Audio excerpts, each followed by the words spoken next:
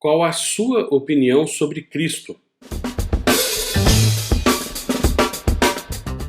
O cristianismo é uma religião fundamentada e focada em Cristo. Religião, no sentido literal da palavra, é o meio para religar o ser humano com Deus.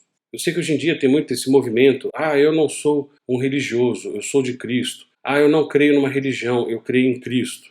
Mas isso de fato é uma discussão só semântica, porque se a Bíblia fala que Jesus é o caminho para nos ligar a Deus, ele é a nossa religião, ele é o nosso religar. E por isso, por Cristo ser o fundamento da nossa religião, ele ser a nossa própria religião, nada é mais importante do que uma opinião correta quanto a ele. Afinal, toda a disposição de Deus é determinada pela disposição para com o seu Filho. E por isso, dois aspectos de Cristo são tão evidentes nas Escrituras que, se você negar, você se torna um anticristo. Primeiro, que Jesus, o Redentor, tinha de ser homem. Pois se foi o homem que transgrediu a lei de Deus, é o homem quem tem que morrer. Como Adão desobedeceu e todos foram alcançados pelo pecado, era necessário que outro homem obedecesse para que houvesse salvação. Não haveria substituição se Jesus não fosse homem. Um homem teria que substituir o erro de outro homem. Um homem teria que obedecer à desobediência de outro homem. E segundo, Jesus, o Redentor, tinha que ser Deus. Porque, primeiro, somente Deus é Salvador e ele não compartilha esse título com mais ninguém. Deus reivindicou a redenção, o resgate, como sendo uma prerrogativa da divindade, ao declarar que eu sou o Senhor e fora de mim não há Salvador. Assim, se Cristo é o nosso Redentor, ele tem de ser Deus.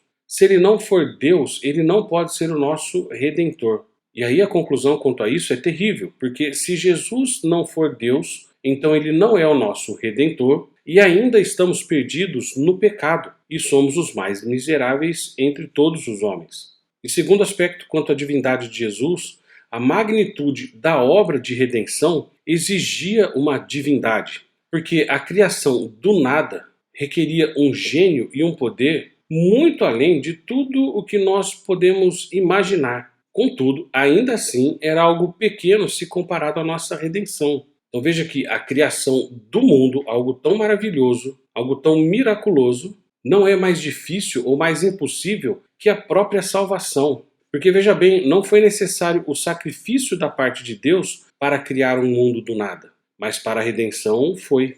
Na cruz, a divindade fez o seu maior sacrifício. Quer dizer, naquele madeiro, o Criador, envolto em carne, foi gasto e desgastado. A divindade foi forçada e o céu foi à bancarrota para pagar um preço. Quem, senão Deus, poderia realizar uma obra dessa magnitude? Quem poderia realizar e pagar tal resgate? A nossa quebra da lei requeria um pagamento além do valor combinado, de um número infinito de mundos e tudo o que eles pudessem conter. Quer dizer, o sacrifício de uma pessoa de valor infinito foi requerido para nos redimir da maldição e da penalidade da lei. Se Cristo não fosse plenamente divino, tal preço não poderia ser pago.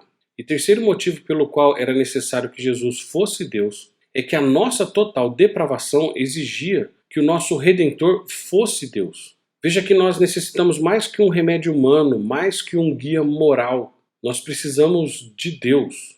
Qualquer um que pense que possa ser salvo por alguém menor que Deus não tem o entendimento da profundidade de sua própria depravação e da quebra da lei de Deus. Essa pessoa está cega quanto à realidade do seu próprio pecado e surdo quanto à voz de Deus. Essa pessoa tem que ser acordada, despertada de sua malignidade. Ela tem que perceber que necessita de uma cura, além de tudo e além de todos, exceto Deus. E olha que interessante, precisamos do Deus contra o qual pecamos para pagar o preço da nossa redenção. O Deus que nos criou tem que ser o Deus que nos recria.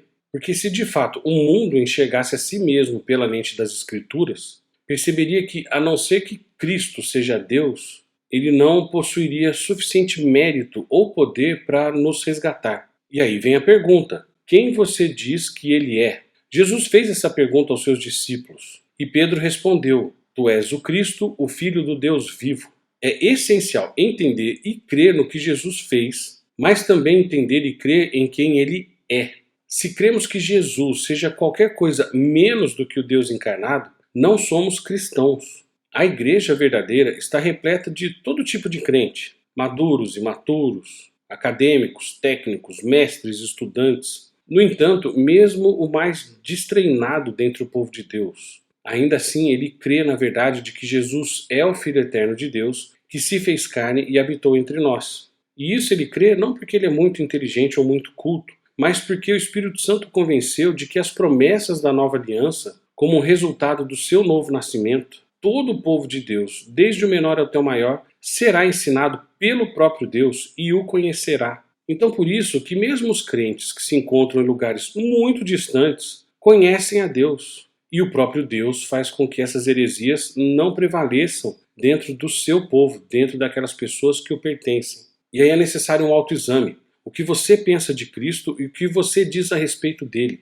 Você só pode ter segurança da salvação na medida em que reconhece a divindade e a humanidade de Cristo e mantém essas duas coisas no mais alto valor.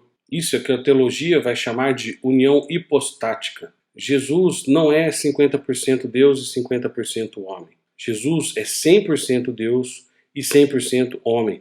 E isso é uma questão de fé, mas uma fé que foi dada e ensinada pelo próprio Deus. Por isso, há pouca evidência de que uma pessoa tenha sido regenerada pelo Espírito Santo se essas grandes verdades a respeito de Cristo não inspiram um amor maior, uma reverência maior, uma devoção prática e principalmente uma declaração de fé, uma declaração confiável, merecedora de plena aceitação, que só a regeneração conduzirá ao pensamento correto a respeito de Cristo e um afeto correspondente a este Cristo. Por isso que o discipulado tem que começar e nunca mais parar. Então, leia a Bíblia, estude a Bíblia e medite na Bíblia.